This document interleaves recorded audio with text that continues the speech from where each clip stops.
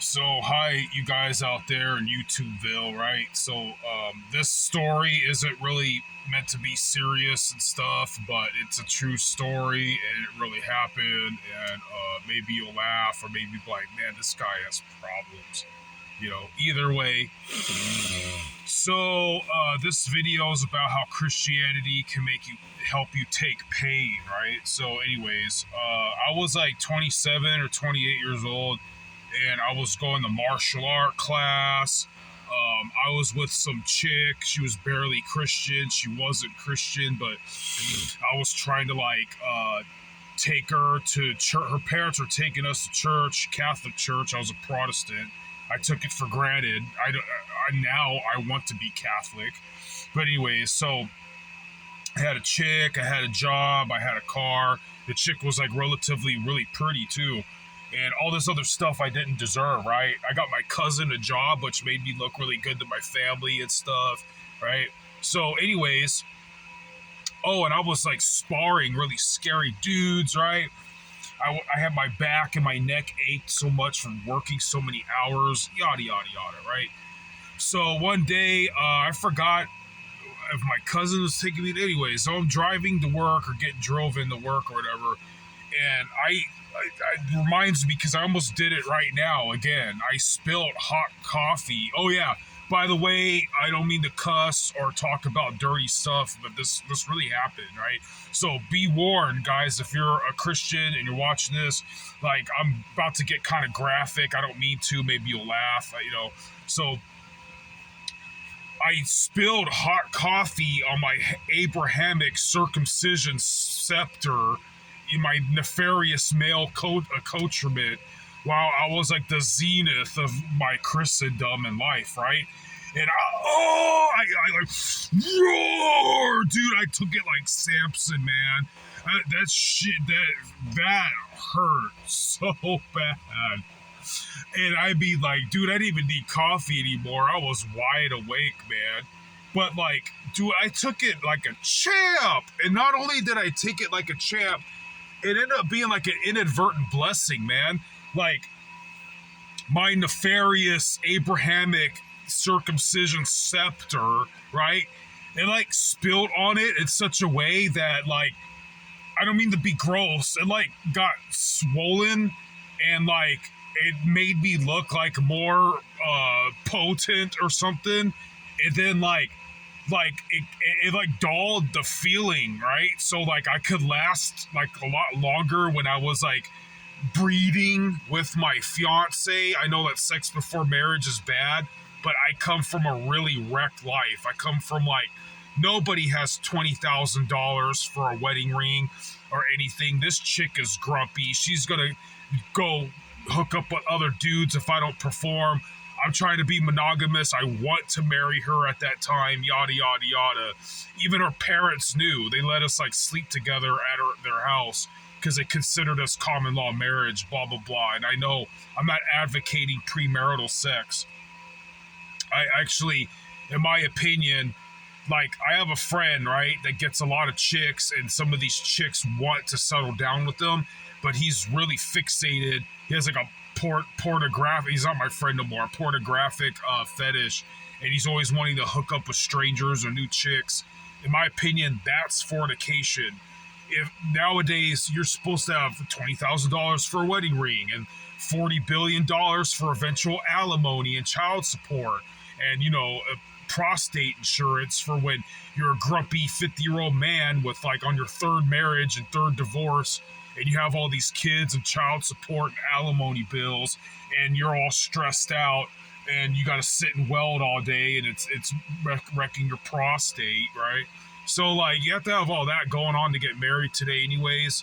I don't know how Christian people, if they even really do exist, are getting married. So if you're married, if you're a Christian, you listen to this, kudos, don't condemn me. So there I was, right, with a swollen Abrahamic circumcision scepter that could like now last longer for this freaking nympho that I was trying to convert, that was hard enough to make happy anyways, right? So like it ended up being a blessing, man. But fast forward, like I don't know, like how many years or whatever later, I never took Protestantism seriously. And something happened to really kill my faith. And I was hanging out with a lot of LaVeyan Satanists as a heavy metal person. And this is before I became Catholic. I'm not baptized. I'm like a Catholic catechumen now, or Orthodox, whatever you want to call it. So anyways, I was living in a lot of sin, man. I'm like living with this butterface that me and my friends are all sharing. She's getting us a lot of drama in the neighborhood because she's really ghetto.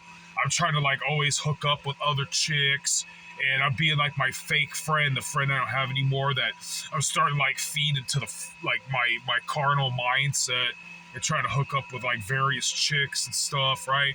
And I spilled coffee on my crotch again, and I whimpered and I sobbed, and I knew it was God's punishment. And I did not reap the benefits of the scarring thereof. It actually, like, it hurt so bad. I didn't have, like, the faith and the strength to take the pain. And, it inhibited my performance with butterface nymphos galore. You know, I was living to penetrate the souls of the harlots of hell while lurking in the distant abysmal fog. I was a heavy metal person. I never took Protestantism seriously.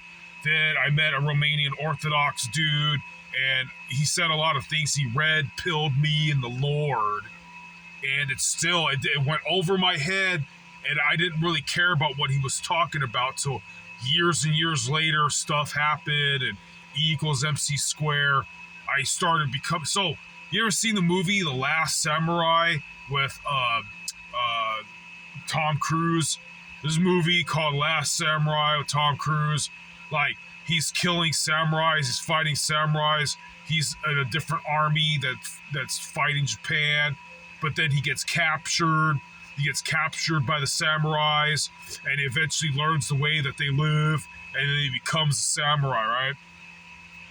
So something like that transversed when I met my Romanian Orthodox friend.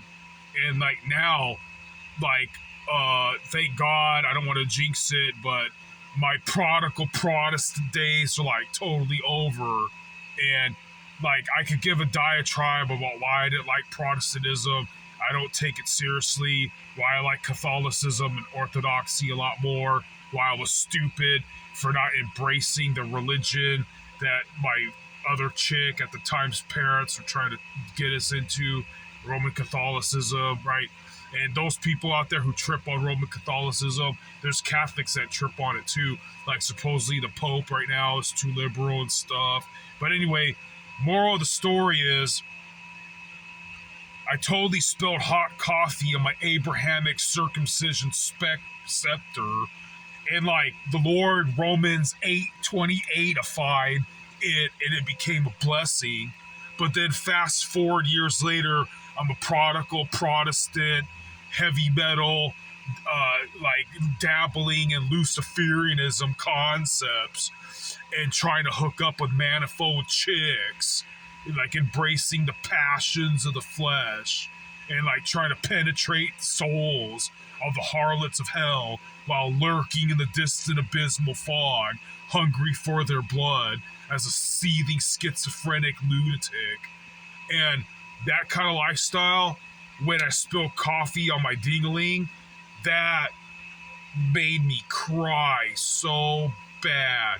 So I don't know if you guys are laughing at my boomer ass misfortune, or if you guys are like, man, this guy, I don't even know why I'm still watching this. Like, now I'm dumber. I've lost brain cells listening to this guy. But that's how the Lord, like, totally and like really Romans 8:28ified even something as stupid as me spilling coffee on my Abrahamic circumcision scepter. So I don't know if you guys, like, dude, like, if honestly, if I wasted all your brain cells and you're a real Christian and you wanted to punch me in the face for it, I'd let you. I would just kind of like watch out for my nose, like kind of parry and kind of want to take it like on the ear. But yeah, you can feel free to spiritually slap me in the face if I wasted all your time. But I spilt coffee on my ding-a-ling, and oh my God, did that hurt. But when I was walking with the Lord, it like totally like bro, dude, it increased my pain tolerance, it increased like my longevity in the sack with my total chick. Like that really happened. But when I was like straying away from being underneath the shadow of the Almighty, when I spilled coffee on my devil ding-a-ling, it wasn't no longer Abrahamic scepter. It was the ding-a-ling of devils.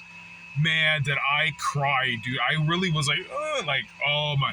I was, not only crying about it, like opened up the floodgates of like, of like mourning about my, man, I was like living out of my car. I got evicted because all these people, I got evicted because all the chicks I was taking to my house were banging other dudes there, and the manager tripped, and now, like, it doesn't matter if I change the locks. They're gonna, like, break in the window. I didn't get evicted, actually. I left. I purposely started living in my car to save money to hook up with more chicks, like at motels and dirty stuff like that. So anyways, don't do that.